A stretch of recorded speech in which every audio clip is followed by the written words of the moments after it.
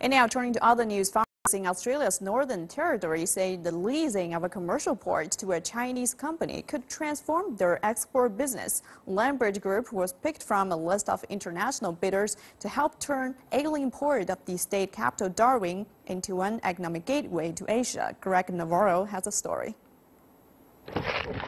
Take a drive with Ross Maxwell around the Jabiru tropical orchards in Australia's Northern Territory, and two things become evident.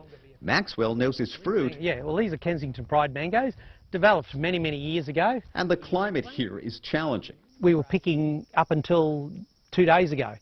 The weather is 38 degrees up here. Humidity's running at about 70–80%. Very uncomfortable for anyone to live in that sort of weather. But that hasn't stopped this mango farm from thriving or stopped Maxwell from looking at ways to improve the business. We've got to think about exporting right here, right now. When it comes to exports in the Northern Territory's plant-based industries, there really aren't any, accounting for less than 1%.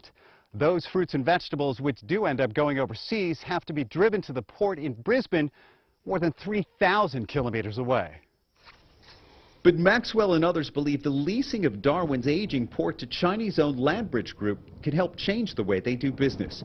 Landbridge plans to pump millions of dollars into upgrading the infrastructure and transforming the port into a major export facility. If we could just half an hour down to the port down here, put it in a container, and it's off overseas, of course we're going to take advantage of that. We will snap that up. The possibilities are endless, especially if we get more investors coming in from overseas.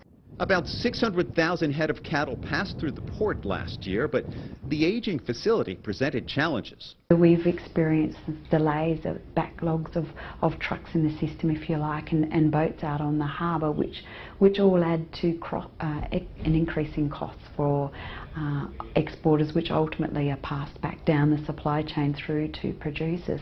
That's why the Northern Territory Cattlemen's Association is also optimistic about the lease deal, as long as improved facilities don't come with increased costs.